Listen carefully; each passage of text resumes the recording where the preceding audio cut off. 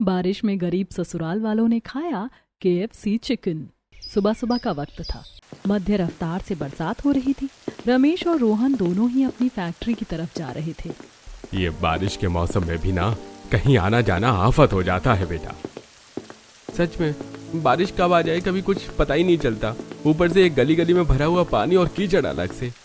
बातें करते करते दोनों बाप बेटे एक बड़े से बाजार में पहुंचते हैं। दोनों जहां से गुजर रहे थे रास्ते में बड़ा सा केएफसी का स्टोर था और वहां से लजीज केएफसी के चिकन की खुशबू आ रही थी। वाह क्या खुशबू आ रही है।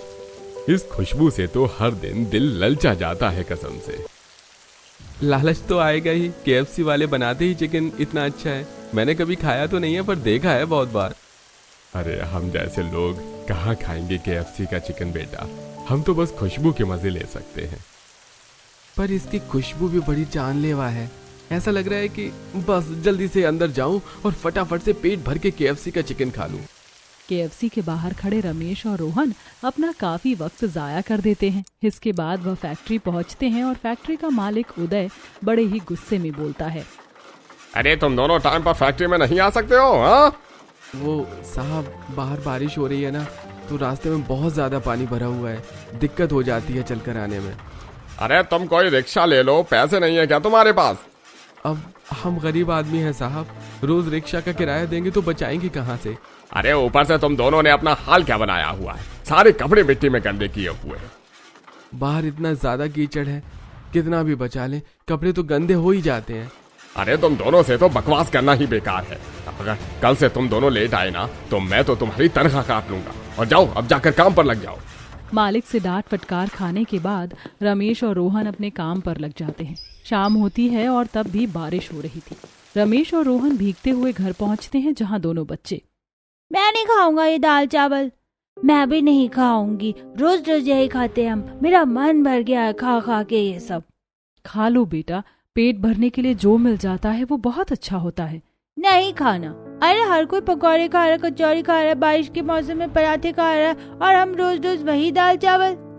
मुझे दाल चावल को देख देख कर अब उल्टी आने लगी है। मुझे नहीं खाने, हटाओ इनको। बच्चों ऐसे नहीं करते, चुपचाप खाना खा लो। हाँ, कितनी बार तुम्हें समझाया है कि खाने को लेकर जिद मत किया करो।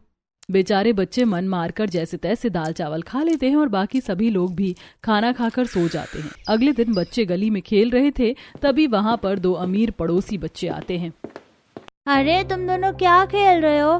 कुछ नहीं, हम तो टीवी टावर खेल रहे हैं। तो मैं और सोनम भी खेलेंगे तुम्हारे साथ टीवी टावर। ठीक है, तो फिर आ जाओ, चलो खेलना शुरू करते हैं। सभी बच्चे आपस में टीवी टावर खेलना शुरू कर देते हैं। कुछ देर बाद अमीर बच्चों की दादी उर्मिला उनके पास आती है। अरे बच्चों, तुम्हारा खेलना हो गया है तो घर चलो, मैंने तुम्हारे लिए केएफसी का चिकन मंगाया है। अरे वाह, आप सच कह रही हैं दादी? केएफसी का चिकन, मजा आ जाएगा आज तो। इतना अच्छा मौसम, ऊपर से इतना अच्छा खाना, दिल खुश हो गया। आज तो जुबान की बल्ले बल्ले हो गई। तुम दोनों जल्दी से घर आ जाओ, मैं तब तक चिकन निकाल कर थाली में रखती हूँ। उर्मिला वहाँ से चली जाती है और सोनू और गुड़िया सोनम और राजू से पूछते हैं, ये केएफसी का चिकन क्या होता है? हमने कभी नहीं सुना। अरे तुम दोनों को भी इतना नहीं पता? अरे केएफसी का चिकन बहुत ज्यादा स्वादिष्ट होता है, एकदम कुरकुरा सा, और उसके साथ चटनी भी मिलती है बड़ी स्वाद। खाकर तो मजा ही आ जाता है। हम तो जा रहे हैं खाने के लिए। बिल्कुल, चलो चलो जल्दी चलते हैं, फिर कभी साथ में खेलेंगे।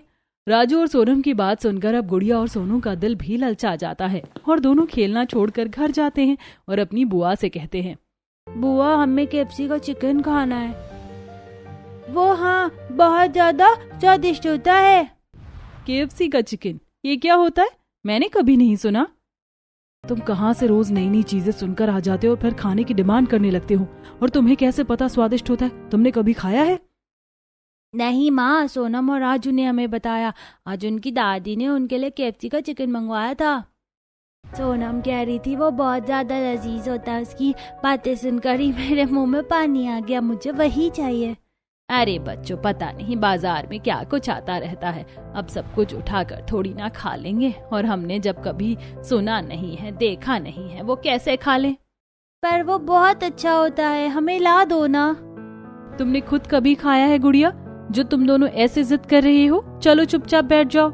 थोड़ी सी डांट फटकार खाकर सोनू और गुड़िया चुपचाप बैठ जाते हैं और किसी अन्य काम में लग जाते हैं। रात को जब रोहन और सुरेश घर आते हैं तो फिर से उन दोनों का केएफसी का चिकन मांगना शुरू हो जाता है। पापा हमें केएफसी का चिकन ला दो ना, हमें वही खाना है। हाँ एक बार ला दो, बस एक बार, चाहे थोड़ा सा ला दो, हमें बस उसका स्वाद चक्कर देखना है। अरे पता नहीं क्या पट्टी पढ़ा दिए पड़ोस के बच्चों ने इनको, जब से घर आए हैं बस यही बोले जा रहे हैं केएफसी का चिकन। अरे अब इसमें बच्चों की क्या गलती है? केएफसी का चिकन है ही ऐसा कि हर कोई भी दीवाना हो जाए। बिल्कुल सही, और वो सच में बहुत ज्यादा स्वादिष्ट होता है। पर हमने तो कभी देखा तक नहीं है भैया, हमें कैसे पता होगा वो कैसा होता है और कैसा नहीं होता है? और खाने की तो बात बहुत दूर की है। चिंता मत करो बच्चों, एक दिन मैं तुम्हें केएफसी का चिकन जरूर खिलाऊंगा। हाँ बेटा, अभी हाल फिलहाल के लिए घर में जो बना है तुम वही खा लो। कुछ दिनों बाद रोहन के घर पर शर्मा जी, जो कि एक बहुत अच्छे घर से थे, वो एक दावत का इनविटेशन लेकर आते हैं। सुरेश भाई साहब, आप सबको आना है। अरे जी जी, जरूर आएंगे शर्मा जी, आपने बुलाया है तो आना ही पड़ेगा। सब कुछ आपके सामने ही है, हम भी आपके जैसे ही थे, लेकिन आज कहाँ पहुंच गए हैं, पर हमारा दिल और रिश्ता आज भी वही है। बस यही तो मान सम्मान वाली बात है। चिंता मत कीजिए भाई साहब, हम समय पर पहुंच जाएंगे। चलिए ठीक है, मैं चलता हूँ, बहुत सारे काम हैं और भी कई लोगों को अभी न्योता देना बाकी है। शर्मा जी न्योता देकर चले जाते हैं और सभी लोग दावत में जाने के लिए बहुत ज्यादा उत्साहित हो जाते हैं। 2 दिन बाद दावत होती है और सभी लोग तैयार होकर दावत में पहुंचते हैं। तभी रोहन के कानों में ये बात आती है कि दावत में केएफसी का चिकन लगा है। अरे यहाँ पर केएफसी का चिकन लगा हुआ है? सच बोल रहा है बेटा, चल फिर जल्दी से चलते हैं। आज तो मैं केएफसी का चिकन खाऊंगा। भाई जल्दी चल, जल्दी, कहीं खत्म ना हो जाए। अरे बच्चों थोड़ा हौसला रखो, जल्दबाजी में किसी से टक्कर खाकर गिर मत जाना। बच्चे केएफसी के चिकन के पीछे तो ऐसे पागल हो गए हैं जैसे गुड़ के पीछे मक्खी। चल बहू, आज खाकर देख ही लेते हैं कि आखिर ये केएफसी का चिकन होता क्या है। सभी लोग केएफसी चिकन के पास पहुंचते हैं, लेकिन वहां पर चिकन बहुत थोड़ा सा बचा होता है और जो भी होता है उसमें से भी सभी परिवार वाले थोड़ा थोड़ा ले लेते हैं और अच्छे से दावत खाने के बाद सभी लोग घर आते हैं। मजा आ गया। आहा, क्या चिकन था, मुझे तो अभी भी बार बार मुंह में उसका स्वाद आ रहा है। सच में ही मुझे नहीं पता था कि केएफसी का चिकन ऐसा होता है। ऐसा चिकन तो मैं हर दिन खा सकती हूँ। हमारे बच्चे बिल्कुल सच बोल रहे थे, ये तो लाजवाब है, लाजवाब। देखा, मैंने कहा था ना, ऐसे ही थोड़े ना हम जिद कर रहे थे केएफसी के चिकन खाने की। थोड़ी और बातचीत करने के बाद सभी लोग सो जाते हैं। दिन गुजरते चले जाते हैं और एक दिन पायल घर पर नॉर्मल चिकन बना देती है। अरे बहू, वो केएफसी का चिकन खाने के बाद तो अब मेरा सादा खाने का मन नहीं कर रहा है। सच में भाभी, आप भी वैसे ही चिकन बना दो। वो चिकन तो क्या चिकन था। हाँ माँ, घर पर बना दो ना, फिर पेट भर कर खाएंगे। उस दिन तो बहुत थोड़ा मिला। केएफसी सुनते ही मेरे अंदर कुछ कुछ होने लगता है। अब मैं कहाँ से बना दूं वैसा चिकन? घर में जो कुछ था मैंने तो उससे ही बना दिया। अब यही है, इसे ही आप लोग खा लीजिए। पायल की बात सुनकर सभी लोग चुप हो जाते हैं और जो बना होता है उसे ही आराम से खा लेते हैं। दिन गुजरते जाते हैं और एक दिन सुबह जब रोहन और सुरेश फैक्ट्री पहुंचते हैं तो वहां मालिक उदय गुस्से में बोलता है, मुझे पता है आप वैसे ही कुछ लोग हैं जो फैक्ट्री में से बेकार सामान को चुरा कर उसे बेचकर तनख्वाह से ज्यादा पैसे अपनी जेब में भर रहे हैं। ये कैसी बात बोल रहे हैं साहब? भला ऐसा कौन कर सकता है फैक्ट्री में? क्या पता बेटा कौन कर रहा है, हम दोनों तो ईमानदारी से काम कर रहे हैं, हमें क्या ही मतलब है। अरे जिस दिन वो लोग मेरे हत्थे चढ़ गए ना, उस दिन मैं उन्हें फैक्ट्री से ऐसा बेइज्जत करके निकालूंगा कि आप सब लोग देखते रह जाएंगे। उदय की बात सुनकर फैक्ट्री के सभी लोग डर जाते हैं, लेकिन सुरेश और रोहन सामान्य रूप से अपना काम करते रहते हैं। शाम को दोनों बाप बेटे घर जा रहे होते हैं तो गलियों में पानी बहुत ज्यादा होता है। इस पानी में और नहीं चला जा रहा है, कुछ समझ नहीं आ रहा कहाँ पर गड्ढे हैं और कहाँ पर जमीन है। सच में बारिश ने तो इस बार बुरा हाल कर दिया है, ऐसे ही चलता रहेगा तो काम कैसे करेंगे। पहले घर तो पहुंचे, कहाँ पहले आधे घंटे में घर पहुंच जाते थे, कहाँ अब 2 घंटे लग जाते हैं हमें घर जाने में। रोहन इतना बोल रहा होता था कि तभी उसका पैर स्लिप होकर उसे चोट लग जाती है। हाय हाय, मर गया, मेरी कमर टूट गई, बड़ी जोर से लग गई। अरे बेटा तू ठीक तो है ना, थोड़ा देख कर चल बेटा। अरे अब और कितना देख कर चलूं पापा, आंखों में फिल्टर थोड़े लगाए जो कीचड़ के आर पार देख लूं। ले मेरा हाथ पकड़ बेटा और थोड़ा आराम आराम से चल। घर पहुंचकर तुझे मैं दवाई लगा देता हूँ। दोनों बाप बेटे घर पहुंचते हैं और सुरेश रोहन के गिरने की बात घर वालों को बताता है। ये बारिश तो आफत बन गई है, ना खुद बंद होती है ना हमें कुछ करनी देती है। जी आप लेट जाइए, मैं आपकी पीठ पर मलहम लगा देती हूँ, आपको आराम मिलेगा। हाँ मलहम लगा दो, सुबह काम पर भी जाना है, वरना फैक्ट्री का मालिक तो सुना सुना कर ही खून पी जाएगा। जाने कब इन हालातों से हमें छुटकारा मिलेगा, पर उससे पहले बस मौसम से छुटकारा मिल जाए। अनगिनत परेशानियों और बरसात की समस्याओं से घिरा हुआ रोहन का परिवार जैसे तैसे अपना जीवन बिता ही रहा होता है। एक शाम सुरेश और रोहन को पगार मिलती है और पायल उस दिन खाने में मटर पनीर बना देती है, लेकिन सोनू और गुड़िया उसे देखकर मुंह बना लेते हैं। यह क्यों बनाया है, हमें नहीं खाना ये। आप KFC का चिकन नहीं बना सकती क्या माँ, वो नहीं आता आपको बनाना? बेटा पर आज तो मैंने दाल चावल नहीं मटर पनीर बनाया है, फिर तुम दोनों ऐसे क्यों बोल रहे हो? क्योंकि हमें KFC का चिकन खाना है, आप जानती नहीं है क्या? आप क्यों नहीं बनाती हैं? हर कोई खरीद कर खा रहा है, बस हम ही नहीं खा रहे हैं। बेटा तुम्हें कितनी बार कहा है कि खाने का अनादर नहीं करते हैं। हमें खाना है KFC का चिकन ही खाना है, वरना हम कुछ नहीं खाएंगे। खाएंगे तो बस KFC का चिकन खाएंगे, हमें वही ला कर दो। बेटा शांत हो जाओ, चुप हो जाओ।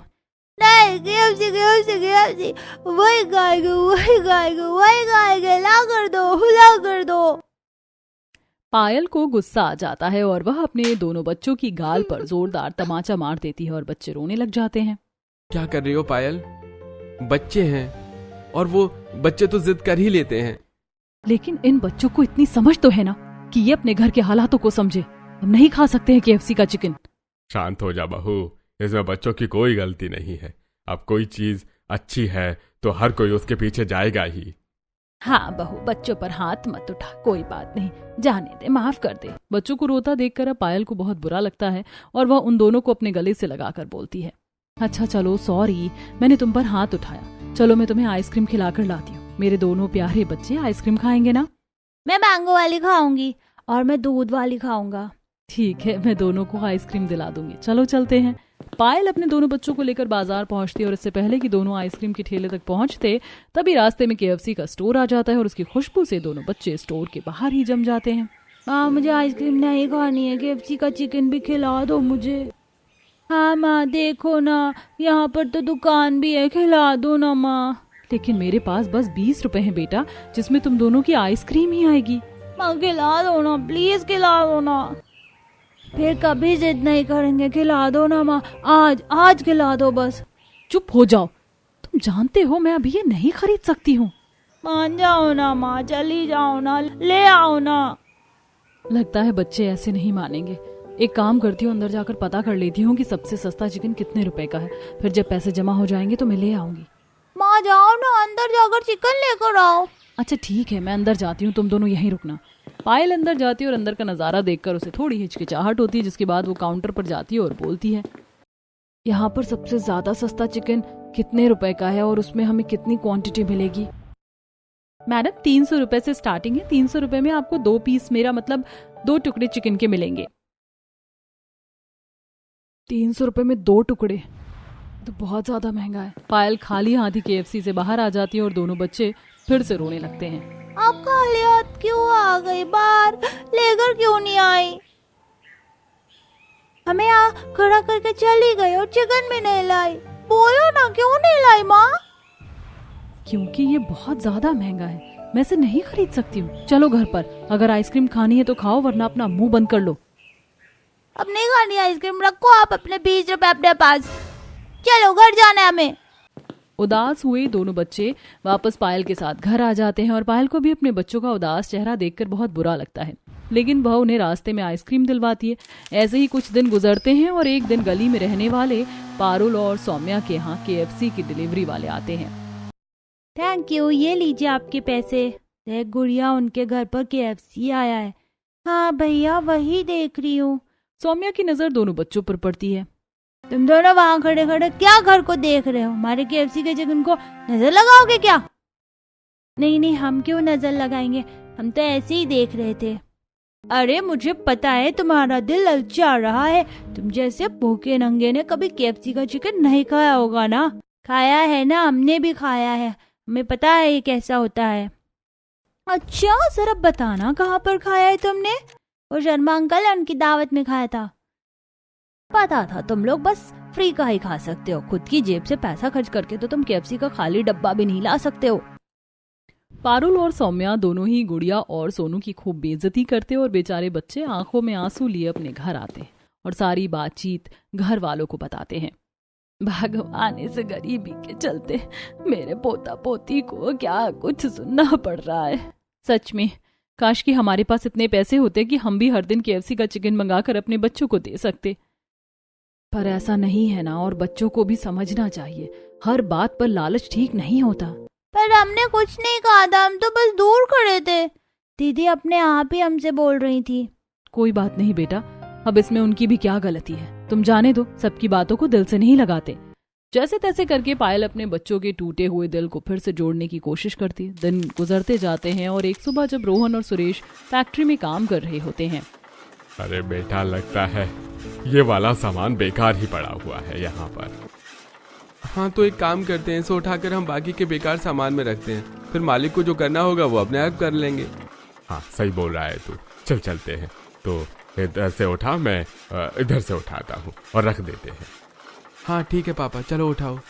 दोनों बाप बेटा मिलकर बेकार सामान को बाकी के बेकार सामान के पास रखने जा रहे होते हैं और उन्हें ऐसा करते हुए मालिक खुद देख लेता है। मुझे पता था तुम दोनों ही हो जो फैक्ट्री से सामान चोरी कर रहे हो।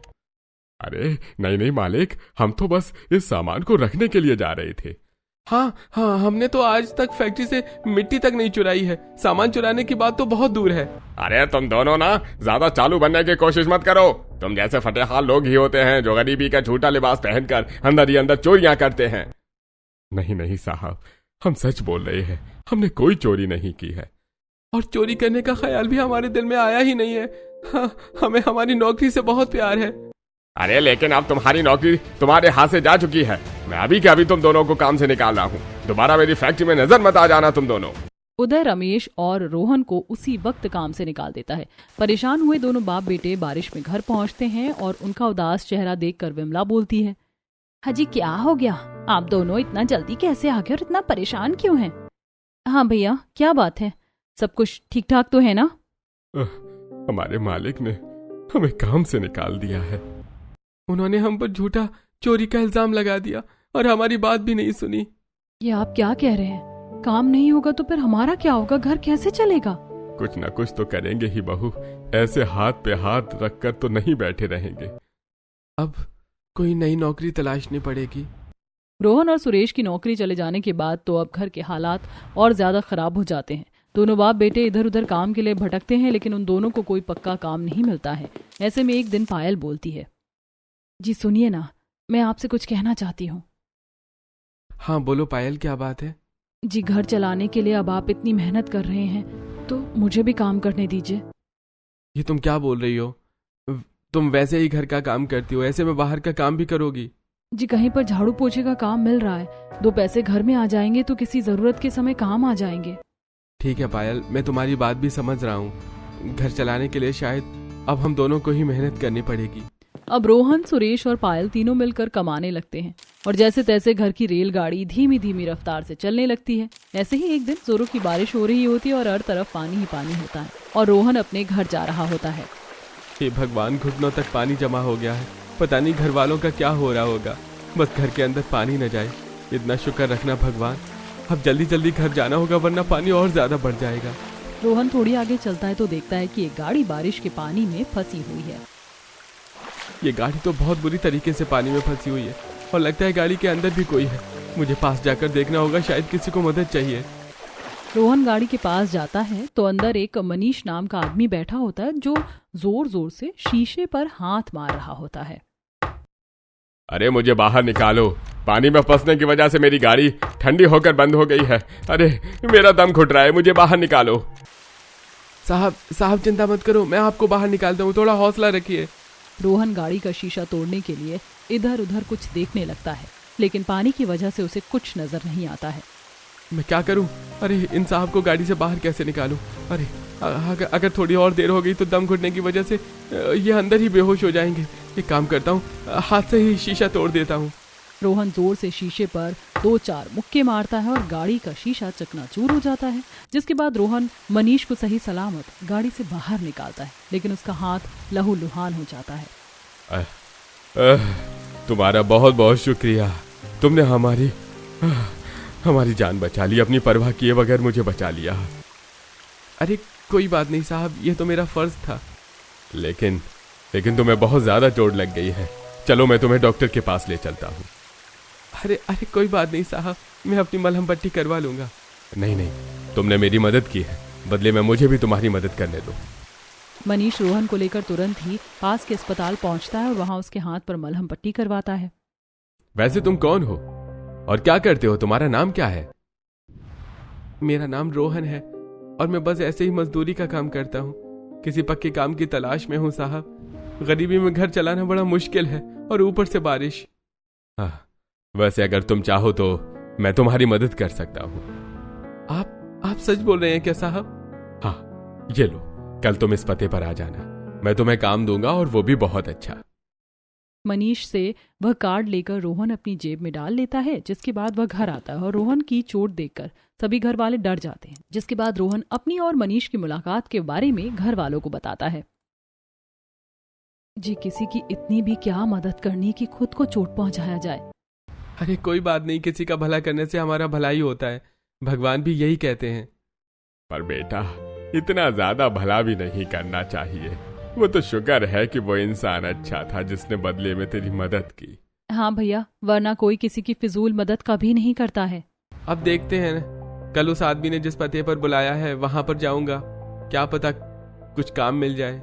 कुछ देर बाद सभी लोग खाना खाकर आराम से सो जाते हैं। अगले दिन रोहन उस कार्ड पर लिखे हुए पते पर पहुंचता है तो वह और किसी चीज का नहीं बल्कि KFC के एक स्टोर का ही पता था। रोहन अंदर जाता है और सामने ही उसे मनीष मिल जाता है।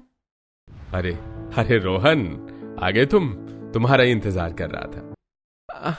हाँ साहब, मैं आ गया, लेकिन आपने मुझे यहाँ क्यों बुलाया है? यहीं पर तो मैं तुम्हें काम पर लगाने वाला हूँ। ये मेरा ही स्टोर है, ये KFC मैं चलाता हूँ, यहाँ का मैनेजर हूँ मैं। अच्छा, तो इसका मतलब मुझे KFC में नौकरी मिलने वाली है? हाँ, क्यों, क्या हो गया? तुम इतना ज्यादा मुस्कुरा क्यों रहे हो? अरे नहीं, कुछ नहीं साहब, बस अच्छी जगह नौकरी मिल रही है ना, इस वजह से बहुत खुश हो गया। हाँ ठीक है, तो कल यहाँ पर पैर साफ सफाई के काम के लिए रख रहा हूँ। ठीक है साहब, मैं साफ सफाई कर लूंगा, कोई दिक्कत नहीं है।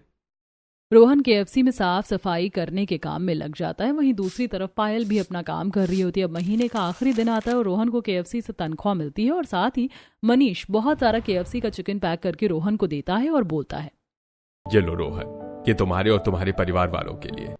अरे इसकी क्या जरूरत थी साहब, आज तो तनख्वाह मिली है, मैं तनख्वाह वैसे खरीद लेता। अरे नहीं, हमारे यहाँ हर महीने स्टाफ को कॉम्प्लीमेंट्री दी जाती है, तुम्हारे साथ साथ बाकी सभी लोगों को भी हमने चिकन दिया है। आपका बहुत बहुत शुक्रिया साहब, आज तो मेरे परिवार वाले खुश हो जाएंगे। हाँ ठीक है, कल मिलते हैं, जाओ अपने परिवार वालों के साथ KFC का चिकन खाओ और एंजॉय करो।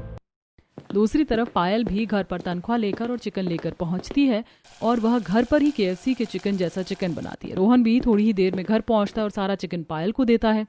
अरे आज मैंने भी घर पर KFC वाला चिकन बनाया है और ये मुझे मेरे मालिक ने दिया है और उन्होंने कहा है कि हर महीने मुझे ऐसे ही KFC का चिकन मिला करेगा। भगवान की लीला भी न्यारी है, कभी हमारे पास खाने को थोड़ा सा भी नहीं था और आज इतना ज्यादा आ गया है। भगवान ने सच में किस्मत पलट दी। कहाँ हम थोड़े थोड़े स्वाद के लिए मरे जा रहे थे और कहाँ आज हमारे पास पेट भर कर खा ले, उसके बाद भी बच जाएगा।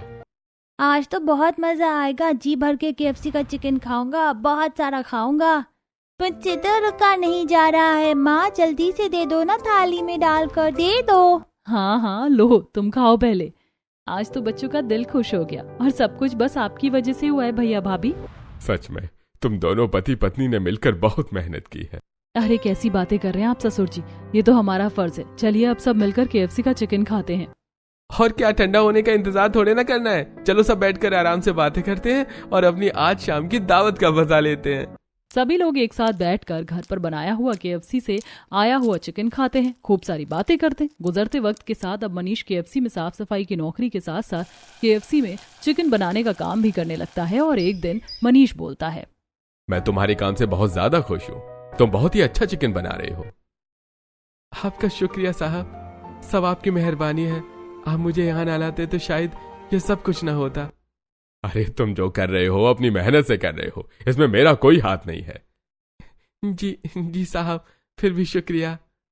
अब मैं तुम्हारा प्रमोशन कर रहा हूँ। अब तुम सिर्फ और सिर्फ केएफसी में चिकन बनाने का काम करोगे। अरे ये तो बहुत खुशी की बात है। तो फिर अब मन लगाकर अपना काम करो, शिकायत का कोई मौका नहीं मिलना चाहिए। इतना कहकर मनीष रोहन की पीठ थपथपाता है और वहां से चला जाता है। अब लीडर बनने के बाद रोहन को अच्छे पैसे मिलने लगते हैं और उससे अकेले की कमाई से ही घर बहुत अच्छे से चलने लगता है। इसके बाद पायल को भी बाहर जाकर काम करने की जरूरत नहीं पड़ती है और घर में केएफसी के चिकन को लेकर किसी को भी तरसना नहीं पड़ता है।